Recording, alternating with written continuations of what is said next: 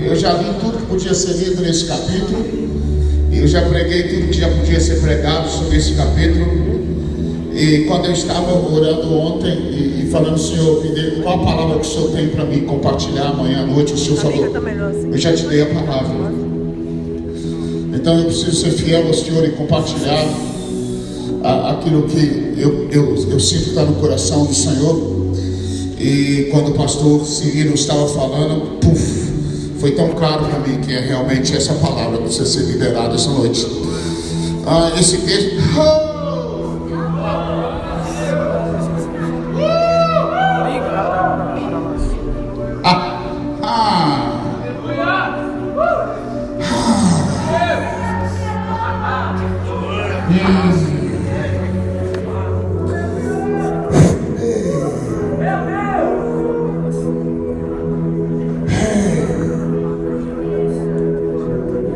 Glorioso Jesus,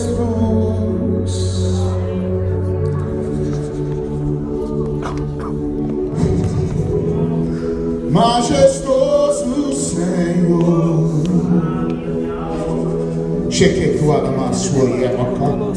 o povo de Israel, eles estavam num vale das acácias, chamada Sitim.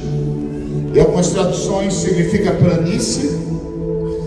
E a Bíblia diz que se você ler o contexto, você vai perceber que existe todo um contexto onde o profeta perverteu e ensinou o inimigo de Israel como fazer o povo de Israel pecar para que ele entrasse debaixo de maldição. A gente não vai entrar nesse detalhe da questão de Balaão, mas eu queria que você entendesse algumas coisas que eu vou ler aqui. Acompanha comigo. Diz assim: durante o tempo em que os israelitas se estabeleciam no vale de Sitim das Acácias, os homens de Israel começaram a se envolver em relações sexualmente imorais com as mulheres moabitas, que os influenciaram a participar de holocaustos e festas em oferecimento a seus deuses. O povo comia e se prostrava diante de seus ídolos. Dessa maneira Israel se juntou à adoração a Baal Perú. E o furor do Eterno se acendeu contra Israel. Diga, o furor do Eterno se acendeu contra Israel. O versículo 4 diz assim: então Israel...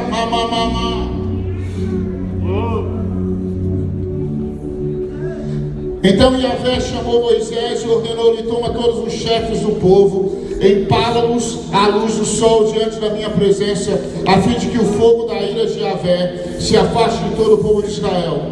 Moisés instruiu aos juízes de Israel: cada um de vós mande enforcar os homens da sua tribo que se deixaram perverter e terminaram por adorar a Deus Baal Peor. Eis que chegou um homem israelita trazendo para junto de seus irmãos uma mulher midianita, sob os próprios olhos de Moisés e de toda a congregação dos filhos de Israel, que se lamentavam e choravam. Diga, lamentavam e choravam à entrada da tenda do encontro. Versículo 7. Assim que Finéias, filho de Eleazar, neto do sacerdote Arão, viu isso, apanhou uma lança, seguiu o israelita até o interior da tenda e lá traspassou pelo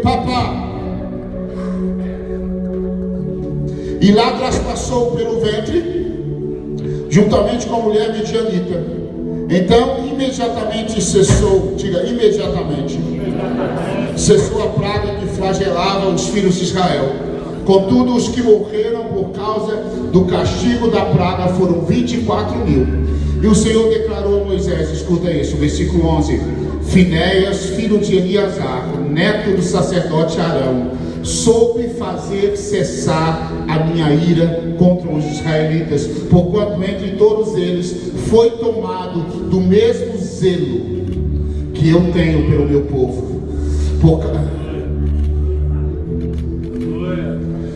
Por causa da atitude de Finéias, eu, em meu furor santo, não aniquilarei todo o povo de Israel. Portanto, dize a ele: eis que eu estabeleço contigo, Finéias, a minha aliança de paz. Diga, aliança de paz. Dele.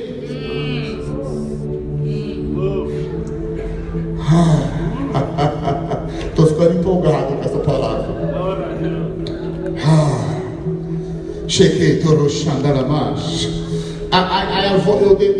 Eu tento fugir de pregar desse capítulo, porque esse capítulo é muito pesado e fala do juízo de Deus por causa do pecado de Israel, da impureza sexual, da perversão que entrou no meio do povo de Deus, e por causa disso morreram 24 mil, e a praga veio. As consequências do pecado é a morte. Diga, o salário do pecado é a morte. Vira para alguém e diga, o salário do pecado é a morte. A consequência de uma vida impura e de perversão e de pecados de impurezas sexuais é a morte, é a maldição, é ser afastado daquilo que o Senhor tem. E quando eu comecei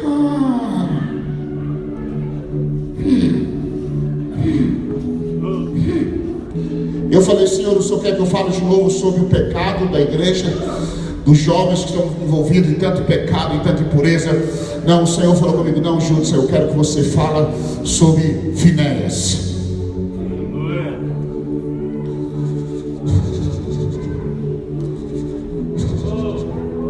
It's the second wave. Diga, a segunda onda, a próxima geração. Sacode alguém que está do seu lado e fala, é a segunda geração. Vira para o seu irmão e fala, the second wave of, a segunda onda de avivamento. Será relevante, será profundo, será de santidade, como nós nunca vimos, será de integridade, será de caráter, será de alinhamento.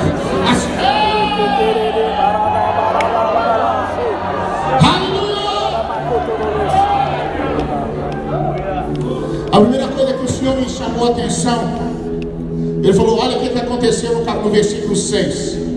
A Bíblia diz que passou um casal de jovens, que eu nem vou usar o nome deles, porque senão eu vou ficar uma hora pregando sobre aquele casal que caiu em pecado. A minha tendência normalmente é falar daqueles que caíram em pecado, mas eu estou inclinado a falar daqueles que vão mudar a atmosfera.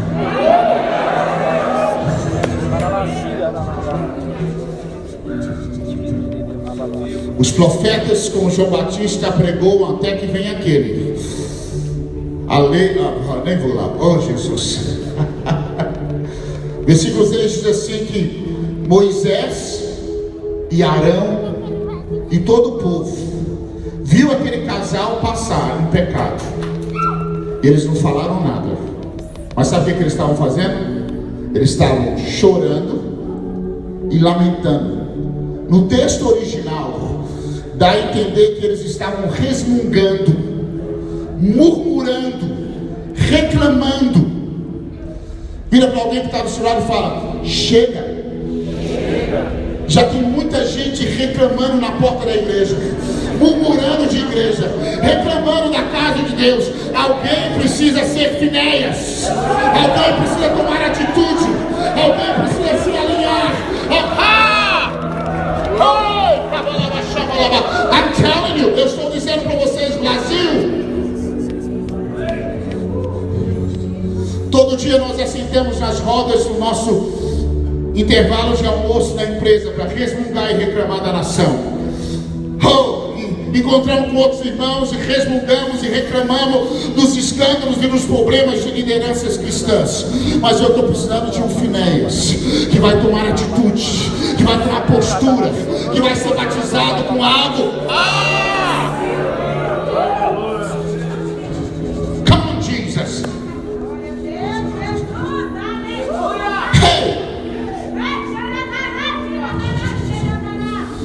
O grande homem de Deus, Moisés, abria a boca para resmungar e reclamar e lamentar.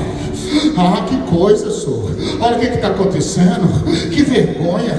Olha como que nós estamos. Olha a nossa situação. Não tem jeito. Olha o que aconteceu com a gente. Nós saímos lá do Mar Vermelho, onde que a gente está. Cadê aquilo? Cadê o mover? Cadê a adoração? Cadê a coisa? Cadê a coisa? Cadê os pastores? Cadê? Enquanto isso,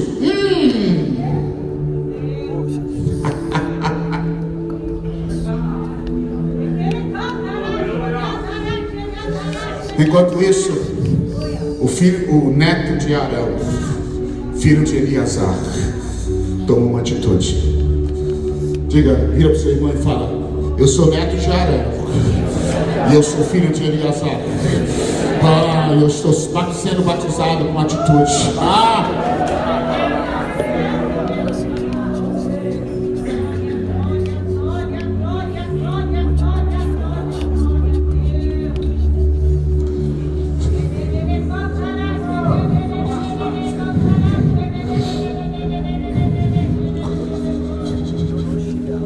A igreja brasileira já está cheia de gente que reclama e murmura e lamenta e fala mal dos erros. Deixa eu dizer uma coisa, é verdade, a igreja é cheia de erros, mas eu quero alguém que se levanta e pega uma lança e faz alguma coisa. Essa noite a minha pregação é para a segunda geração de avivalistas. A primeira geração está atrofiada, ela está paralisada, ela não sabe o que fazer, ela está reclamando, murmurando. Mas a segunda geração, ela está se levantando, ela está se levantando, ela está se levantando, ela está se levantando, ela está se levantando. Aleluia! Aleluia!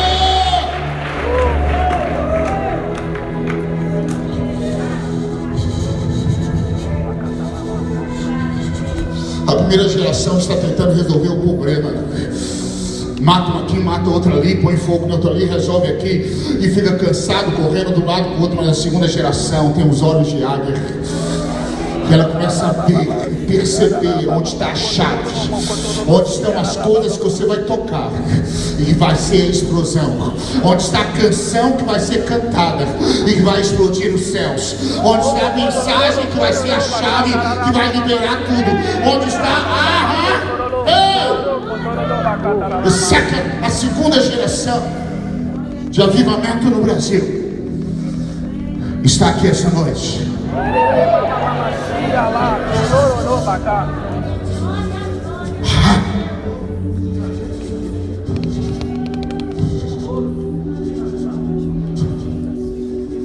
Sabe o que significa? Sabe quem que era Finéias? Ele era filho de Eleazar. Sabe o que Eleazar significa? Favor de Deus, graça. Mas ele era neto de Arão, que viu a lei florescer. Era um menino que não era nem legalista, nem liberal. Ele sabia o equilíbrio da justiça e da graça. Ele entendia o reino de Deus. Vocês estão entendendo o que eu estou falando com vocês? Ele carregava tanto o DNA da integridade da lei, quanto o DNA do favor de Deus.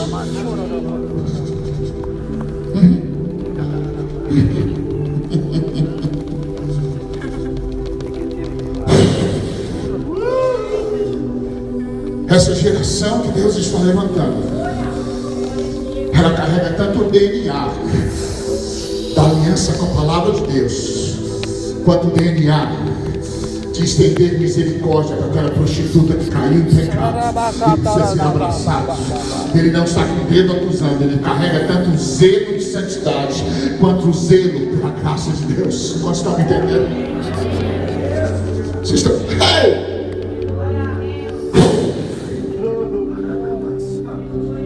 Eu sempre achei que Eleazar fosse um cara quebrador de tudo. Eleazar não, Finéias, né? É o menino que fecha a cara e fica com raiva. Eu sempre achei que ele se moveu com ira e com raiva. Mas quando eu comecei a ler essa tradução, minha mente abriu, velho. Essa não é uma geração que se move com raiva e com ira, mas se move com um zelo que está no coração de Deus. Olha o que o Senhor falou. Finéias, filho de Eleazar, neto do sacerdote Arão, soube fazer cessar a minha ira contra o israelita, porquanto entre todos ele foi tomado do mesmo zelo. Não levanta não, calma, cuidado. Se você quer ser parte dessa geração que vai ser um renovo no meio de uma raiz, e vai trazer algo sobrenatural no Brasil e nas nações. Você vai levantar a sua mão e você vai dizer: Senhor, me batiza com o mesmo zelo. O mesmo zelo que o Senhor tem em seu coração. Agora que vai a pegadinha. Pastor Cirilo, eu achei que o texto dizia: o zelo por Deus e pela santidade de quebrar tudo na minha mente. Quando eu penso em zelo, eu penso uma bazuca arrebentando esses vagabundos, pecadores. Mas o que moveu Finéias foi o mesmo zelo que tinha no coração de Deus pelo povo de Deus. Ele matou aqueles pecadores por amor àqueles pecadores. Isso aqui mexe com você.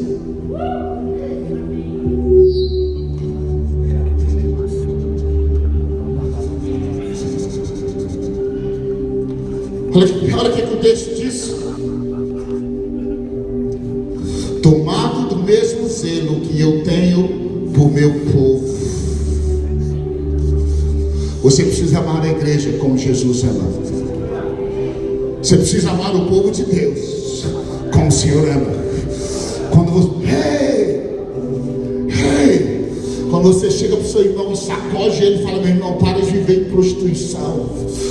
Não é porque você quer ter uma igreja bonitinha e você quer parecer santo melhor do que ele, é porque você está batizado com amor pela vida dele e pela casa dele. É porque você está batizado com amor pela igreja do Senhor. Você fala do pecado porque você está apaixonado pela igreja do Senhor. Você fala de santidade porque você está incendiado com zelo pelo povo de Deus. Você ama a igreja, você ama a igreja, você ama a igreja, você ama a igreja. Por isso você fala: come on, Jesus.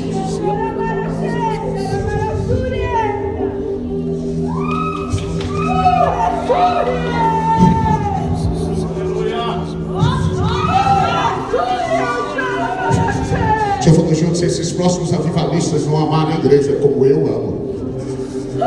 Eles não vão sair derrubando tudo como se fosse o avivamento fosse derrubar. Deixa eu dizer uma coisa: passou a época de quebrar tudo.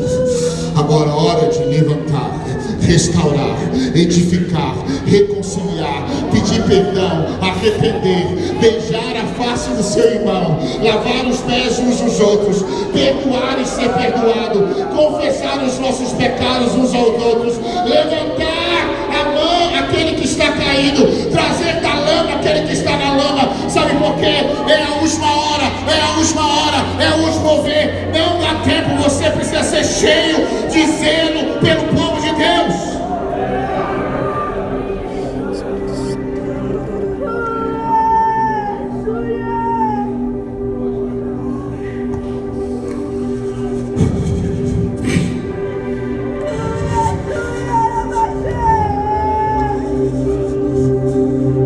Eu não aguento mais crentes que chegam para mim achando que eu sou uma privada de resmungar e de falar mal dos outros e de reclamar. Eu quero que você esteja cheio de lágrimas.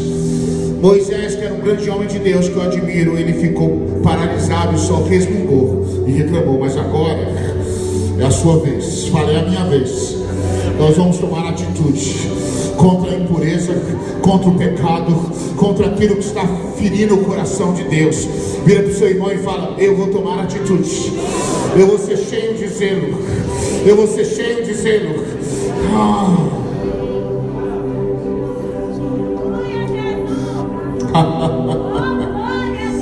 Eu posso dizer que tem vários profetas em Contagem que já estão ouvindo sobre Contagem. Vários profetas diferentes que não sabem, irmãos simples me ligando e falando: Judson, algo vai acontecer em Contagem. Deus está fazendo isso e isso em Contagem. Deus está restaurando algumas coisas em Contagem. E quando eu falo isso, eu não falo dessa igreja, eu falo da cidade. Eu falo de você, pastor, que pastoreia em outro lugar, em outra região. Essa região vai de novo experimentar algo de Deus. Finéias vai se levantar. Diga: Finéias, Filho da graça. Oh, vai se levantar. Ei! 23 minutos. Oh! Glória a Deus, aleluia.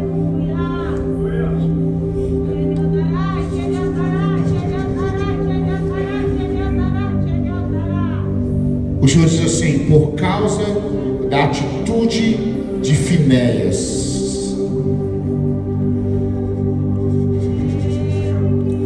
Eu quero dizer que existe algo que nós podemos fazer para mudar absolutamente tudo. Essa noite nós vamos sair do lugar de reclamar e nós vamos ir para o lugar de uma atitude. A Bíblia está cheia de exemplos de homens e mulheres que, por causa da sua atitude individual, mudou a atmosfera nacional.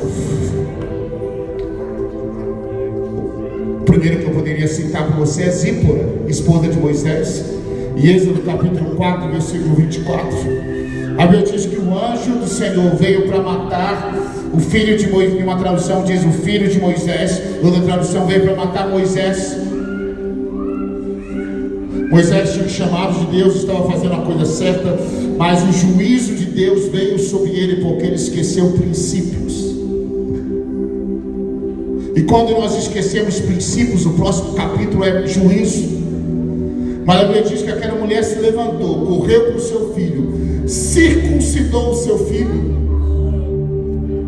Ela fez uma atitude, ela agiu. E quando ela circuncidou o seu filho, a ira de Deus foi aplacada.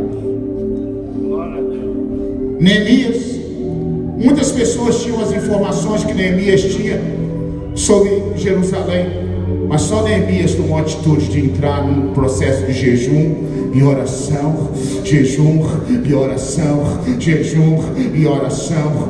A sua atitude individual no seu quarto pode mudar a atmosfera nacional.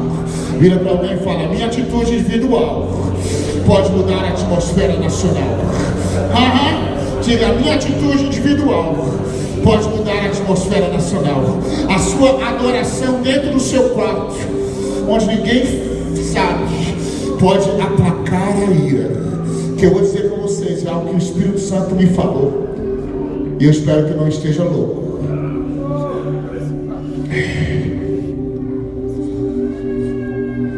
Aqui a chave é encontrar aqueles que vão fazer cessar a ira de Deus sobre essa nação.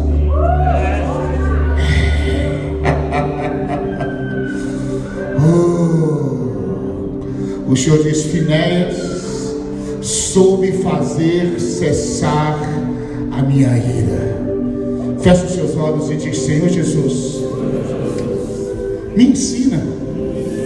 Espírito Santo, nos ensina como fazer cessar a sua ira sobre a minha família, sobre a minha casa, sobre a nação brasileira, sobre a igreja. Senhor, me ensina, me ensina, me ensina.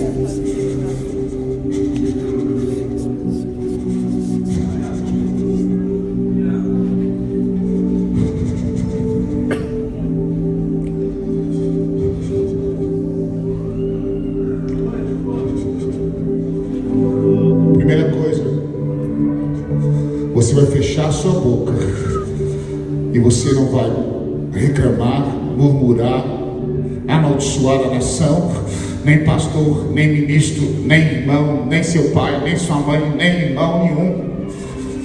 Mas você vai começar a gemer diante de Deus. Você vai começar a pegar uma lança e você vai traspassar, não pessoas, mas exatamente aquilo, a brecha. Você vai focar na brecha. Segunda atitude que você vai ser, você vai batizado com zelo por pessoas. Você vai amar a igreja como Jesus ama. Você vai amar a casa.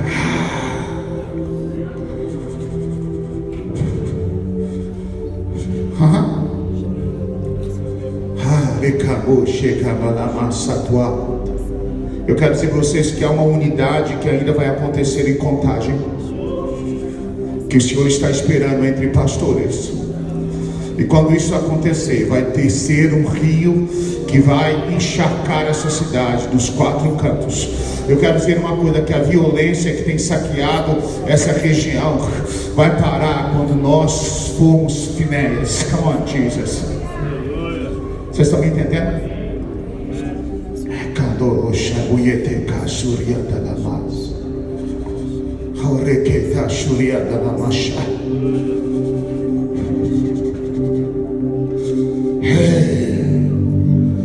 Eu poderia falar para vocês de vários homens. Deus estava profundamente irado e decepcionado. A Bíblia diz que ele virou e disse: eu estou profundamente ferido com a humanidade, eu vou destruir tudo. Mas ele olhou de novo e ele encontrou um homem. O nome dele era Noé.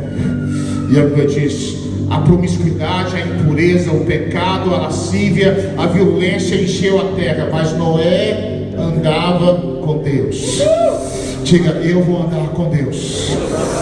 Quando você anda com Deus, você se torna um instrumento de Deus para fazer cessar a ira de Deus sobre uma nação. Vocês estão entendendo isso?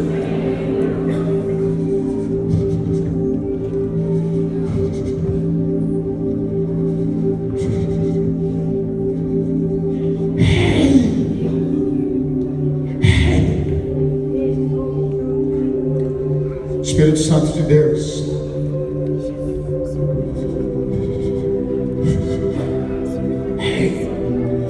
interessante que a ira de Deus ali foi aplacada quando uma lança atravessou aqueles que carregavam o pecado.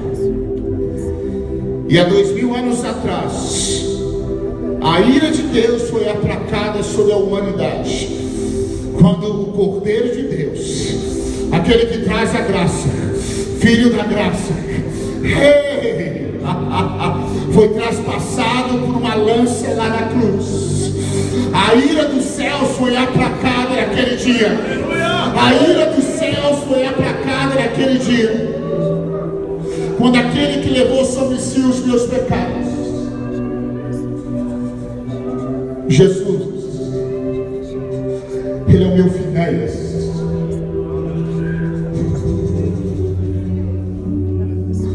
Ele disse: não, essa lança é para Judson, né? Porque ele é vagabundo, pecador, merece o inferno. Mas fala o seguinte: traz essa lança e traspassa a mim, porque eu vou tomar o lugar do Judson. Essa ira.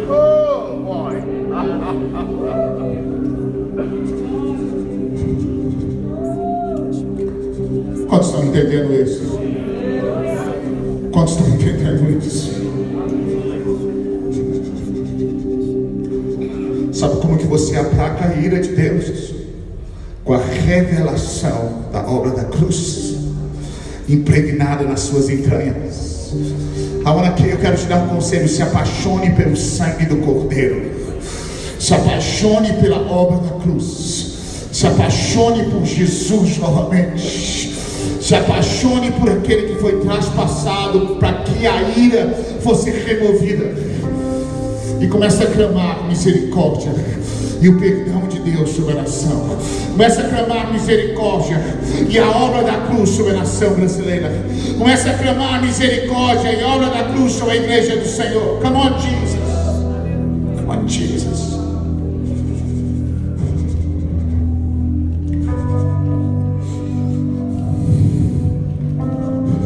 Hey. Quantos estão me entendendo?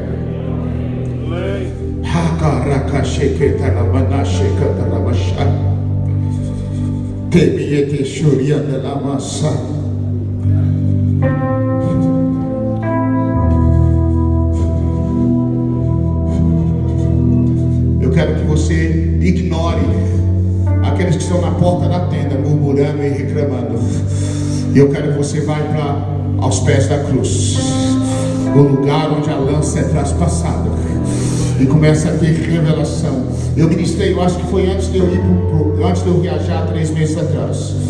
Eu falei com vocês sobre Apocalipse capítulo 5, onde a Bíblia diz que João estava chorando porque ele queria saber sobre o futuro, mas ele não sabia que o livro estava selado.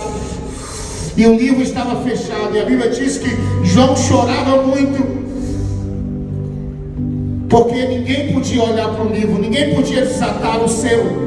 Ele chorava muito, muito, muito, muito.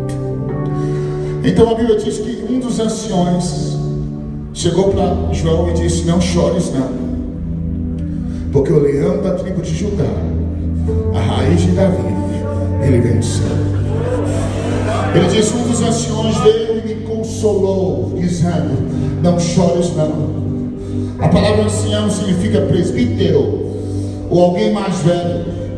Eu falei: Senhor Jesus, a única solução para o Brasil é se o Senhor trouxer um desses anciões aí dos céus para nos consolar, para que a gente não sabe o que vai ser. Eu falei para a minha gerente hoje: todo lugar que eu vou, as pessoas estão desesperadas sobre amanhã.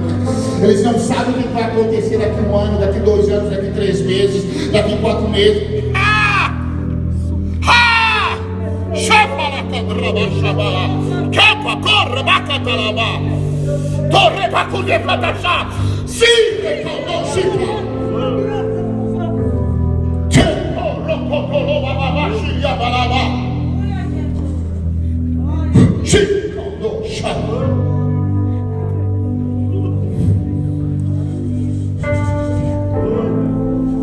O Senhor falou comigo: Gilson, eu quero que os anciões que eu coloquei na terra, que são vocês, pastores, presbíteros, líderes, eu quero que vocês consolem a igreja no Brasil com a mesma revelação que eu consolei João nos céus.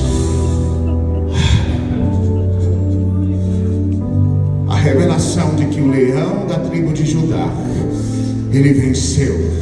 A raiz de Davi, ele venceu. É o suficiente para que as suas lágrimas sejam enxugadas e que você saiba que o futuro está garantido. Não importa o que o inferno diga, você está nas mãos de Jesus. O meu futuro está selado nas mãos de Jesus. O meu futuro está selado nas mãos de Jesus. O futuro.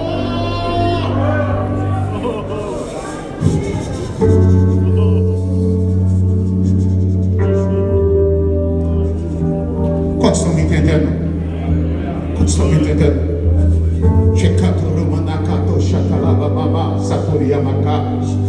Eu quero te preparar, porque muitos milagres vão acontecer nessa próxima etapa. Muitos sinais vão acontecer nesses últimos dias. Onde estão os Finéias? Os Moisés eu encontro em todo lugar. São homens de Deus, eu amo, preciosos, mas eles estão cansados, decepcionados, frustrados, murmurando, reclamando. Mas sabe uma coisa? Eu quero sangue fresco, sangue novo. Que sabe uma coisa? Diz assim: eu estou cheio de amor pela casa de Deus. Eu não vou desistir da igreja fácil assim. Eu não vou desistir de pessoas fácil assim. Eu estou cheio de zelo. Eu vou trazer o mesmo processo de 2000 anos atrás. A lança traspassou aquele que carregava a culpa. O pecado estava sobre ele. O meu pecado, o seu pecado. Ele é o meu Finéias. E ele é aquele que também levou os pecados sobre ele. E lá no Calvário ele foi traspassado por causa de você. Por causa de você, por causa de você. Eu vou pedir Jesus agora, antes de eu terminar, se essa palavra vem do coração dele. O pecado está entrando no meio da igreja, queridos. Eu estou desesperado. Alguns líderes perderam a força de confrontar o pecado. Mas sabe de uma coisa? Essa nova geração vai agir, vai tomar postura, e essa postura vai contaminar a igreja. O antídoto você vai carregar. Onde estão os Finéias, Senhor? Eu vou pedir Jesus, que se essa palavra vem do coração dele, que alguns Finéias comecem a pegar fogo essa noite. Aí onde você está sentado, você vai começar a queimar. E você vai saber que Deus está te chamando para essa hora. E você vai saber.